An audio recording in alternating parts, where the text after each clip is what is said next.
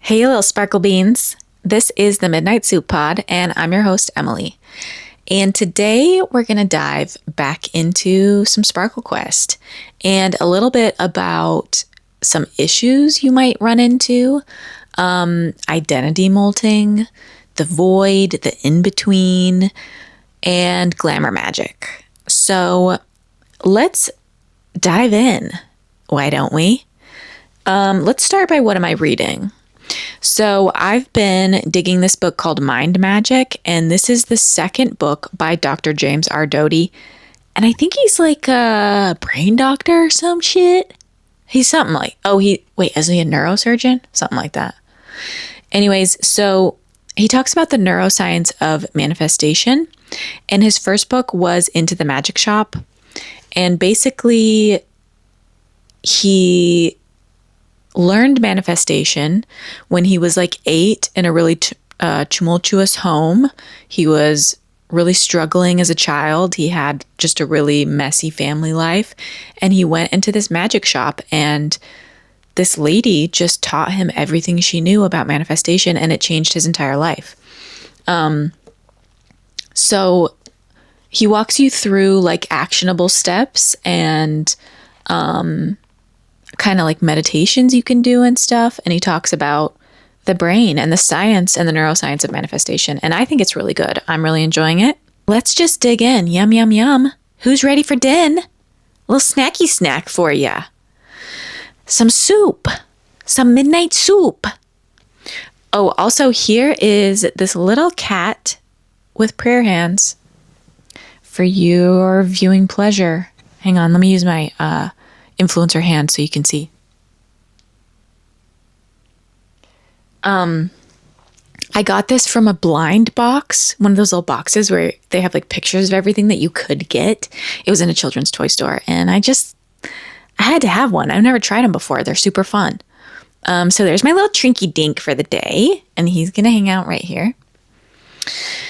So I have been in this situation where I'm having another identity. It's not a crisis, but I'm questioning my identity because I'm going through a shift. And that may be something that's going to happen to you if you embark on your own sparkle quest. If you're on your own sparkle journey and you've chosen your characters, your new characters, and you're starting to embody certain aspects of those characters, you might start to feel like, who do I even want to be? Who am I? You know, what does that ideal version of myself even look like? And I'm kind of in this like liminal, just weird space right now. And I'm outgrowing the old version of myself, and I'm stepping into this newer version of myself. So Sparkle Quest started out as like this silly, fun idea. And I thought, I've done the work. I've done so much reflection of my inner child and my shadow. And I've done all the hibbity-dippity buzzword bullshit. Like, I've done it all. I spent like a year just fully diving into all this shit and just feeling like, okay, I gotta work on this because otherwise it's gonna terrorize the rest of my life. And so I did it. So I was like, okay, this time Sparkle Quest, it's going to be fun. It's going to be great. And it is fun. It is fun to kind of treat yourself as like a video game character. And what do you want to wear? Who do you want to be? How do you want your hair to be? Create this new persona that feels more like you. But it's not necessarily easy. Things are going to come up. And the thing is, healing is not linear. And sometimes you think you put out the fire and then the wind picks up, the wind blows, and then the embers reignite. And suddenly, okay, we got to deal with this again in a little bit of a different way. And so I'm looking at identity and I'm looking at self-worth, and to be fully transparent with you, I'm looking at my relationship with my father again, and I'm realizing like, oh, I'm still mad. And I thought I dealt with that. And I thought I was past that. But like, there's still stuff there that I need to look at and work through. And here we are, like all this stuff is bubbling up, but that's just part of it. You know, that's just life. So you've chosen characters, these people who inspire you, and you want to emulate something more that they have that you know is in there inside of you too. And you want to put more of that into your life. And so you're in this liminal in-between space of the person you have been and the person that you are becoming. And it's like you're in this egg and you're incubating and it's dark. Maybe it's wet. And it just is like, it's icky. It's kind of messy. It's like, you know, it's confusing. Where am I? What am I doing? And this makes me think of when I was in my early 20s. I had this badass acupuncturist, and she was like really into circus stuff, like acrobat kind of circusy stuff. I don't know. She always had like interesting outfits on. She wrote paranormal erotica under a pseudonym.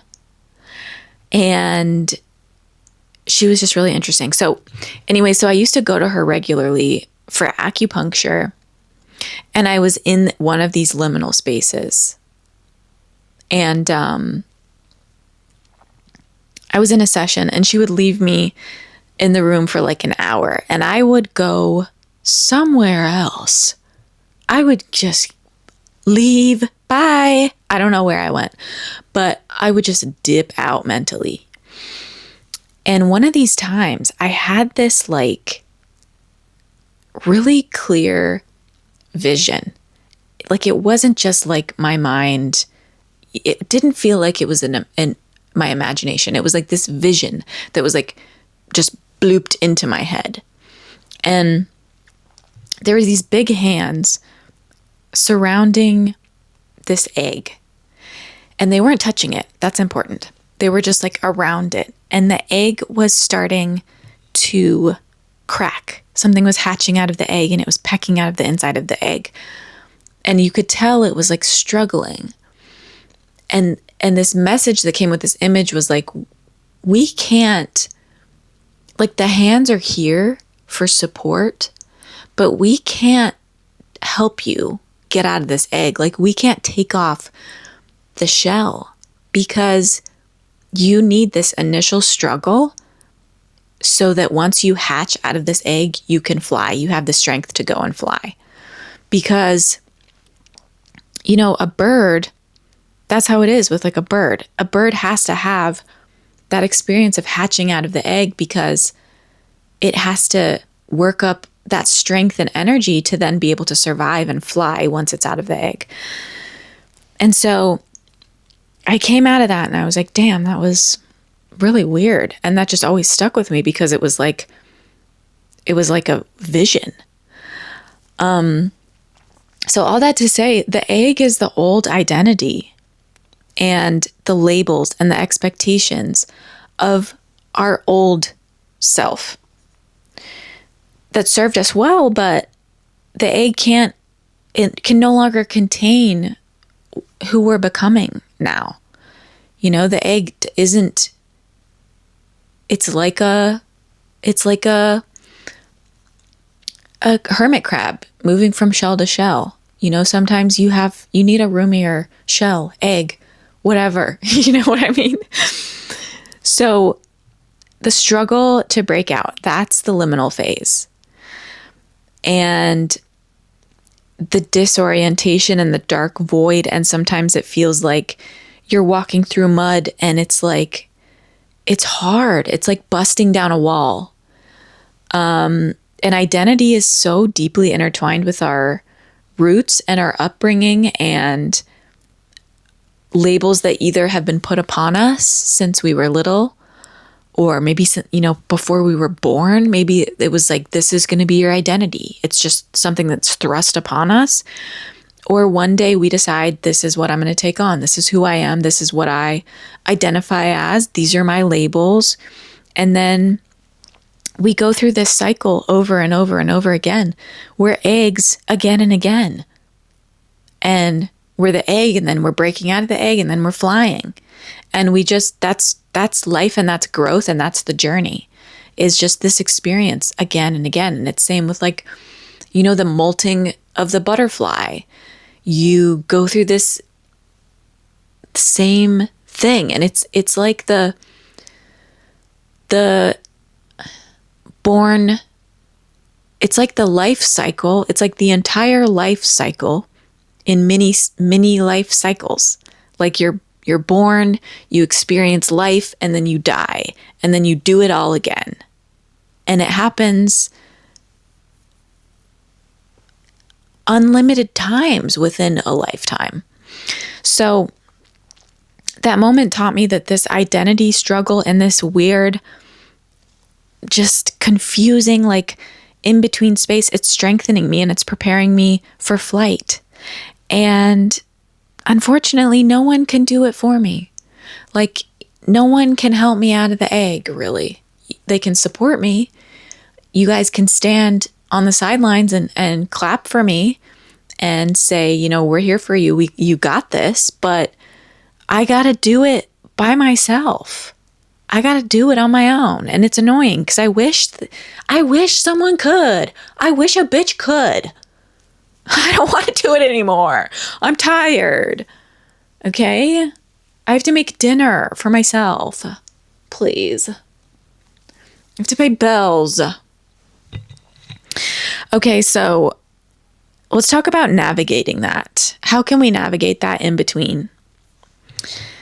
And this is an exercise I did today that was actually really super, super duper, super helpful. And I heard a girl on TikTok talking about this, and I didn't save the video. I don't remember who it was, but she was talking about meeting in a boardroom with multiple versions of yourself, calling a meeting with all the different versions of yourself. Not all of them. I mean, that's a little overwhelming, but like, I took that and I said, okay, first of all, it's not going to be a boardroom because that's boring. That's not my style. It's going to be a tea party. So I met with my 8-year-old self. I met with my teen self. I met with my current version of myself, this iteration. I met with my 45-year-old self, and I met with my 80-year-old self. And I was doing this for like a half hour because I had to really visualize each individual person and like kind of what they're wearing and what their essence is and what their vibe is. So I went around and I just asked them questions and I asked them for advice. And my younger self, my 8-year-old self, she was harboring fear. She was feeling like it wasn't safe to be herself because from her experience, she got made fun of for her fucking fabulous before her time, ahead of her time outfits. She was a stylish little hoe. And that apparently was a crime. God forbid a 6-year-old catch a vibe wearing 35 butterfly clips in her hair. I digress. So she was afraid of being herself. And she didn't feel like it was safe. So I reassured her, you know what? You're really cool, actually.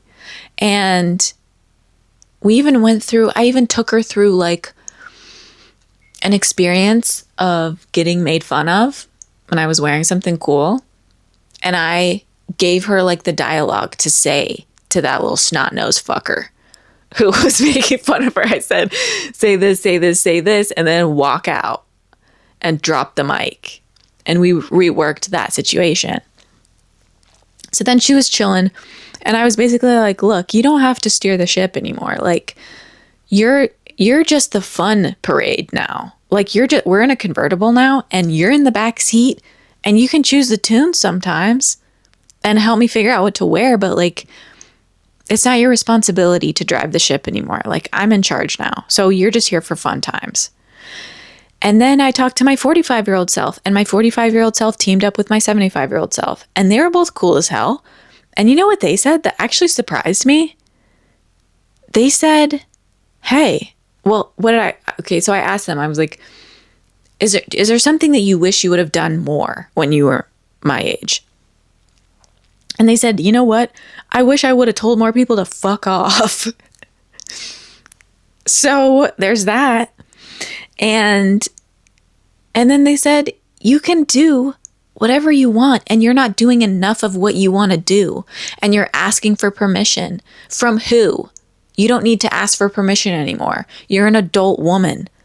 And you don't need to live by rules that society created that are mostly fake. It's fake ass shit. And look, there's a lot of swearing in this episode because I'm passionate. So, and they also said, I have plenty of time. And I'm right on time. So just relax, because I have so much ahead of me that's so exciting. And also tell more people to fuck off. So, here's some practices that I can offer to help you stay grounded in this time, because inevitably stuff's going to come up. This isn't easy. This isn't easy work. Shed old versions of yourself. It's never as easy as you think it's going to be, unfortunately. Something that's been instrumental in just life is the morning pages. I've talked about them before. In the book, The Artist's Way by Julia Cameron, she talks about doing the morning pages every single morning. You write 3 full pages of just whatever's in your brain. It's just a brain dump, because there's so much junk in there floating around, and we just gotta take off the top layer. Just put it on the page. Get it out of your head. Walking alone outside has been really helpful for me.